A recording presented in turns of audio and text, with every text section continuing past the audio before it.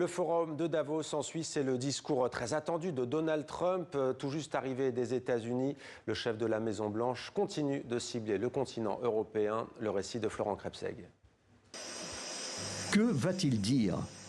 Que va-t-il dire sur le Groenland et l'état des relations avec les pays européens? De nombreuses délégations à Davos retiennent leur souffle. Quelques heures avant, son ministre des Finances avait tenté, avec ces mots, de rassurer.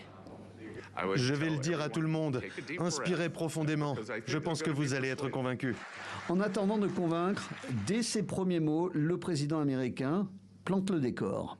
Je suis venu au Forum économique avec de fabuleuses nouvelles des États-Unis. Des nouvelles économiques. Plus d'inflation et une croissance comme personne n'en a jamais vu. C'est un miracle économique. Les États-Unis sont le moteur économique de la planète.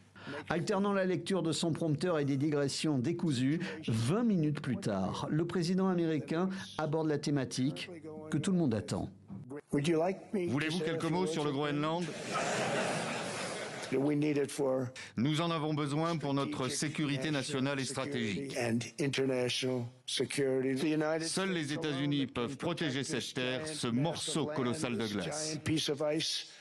C'est pourquoi je demande l'ouverture de négociations immédiates. Aujourd'hui, ce que je demande, c'est un morceau de glace, froid et mal situé. Ils ont un choix. Vous pouvez dire oui, et nous vous en serions très reconnaissants. Ou vous pouvez dire non, et nous nous en souviendrons. Donald Trump assure qu'il ne menace plus de recourir à la force et invite à la négociation sur le Groenland, après avoir ironisé sur les dirigeants suisses, canadiens et français. J'ai regardé Emmanuel Macron hier avec ses belles lunettes de soleil. Je l'ai vu jouer le dur à cuire. Donald Trump a annoncé qu'il rencontrera demain, ici à Davos, Volodymyr Zelensky. On retrouve en direct de Davos en Suisse Laurent Burkhalter, envoyé spécial de la RTS, notre partenaire helvétique. Bonsoir Laurent. Comment ce discours très offensif de Donald Trump est-il accueilli sur place ce soir ? Eh bien, vraiment, par tous les membres du public, c'est décrit comme du Trump classique. Très long, digressif, plus d'une heure dans la durée, truffé d'incohérences et d'erreurs. Vous savez, j'étais dans une des salles qui a servi pour accueillir tous les membres du public qui ne pouvaient pas aller dans la salle principale où ils se trouvaient en personne. Et ces membres du public secouaient la tête, soupiraient, essayaient de réprimer des rires nerveux et finissaient aussi ces phrases parce que, voilà, ce sont les thèmes habituels et on sait quand il va lâcher tel ou tel mot. Et l'audience ici, c'est pas l'audience habituelle qui le suit aux États-Unis, c'est l'élite mondiale ici réunie à Davos.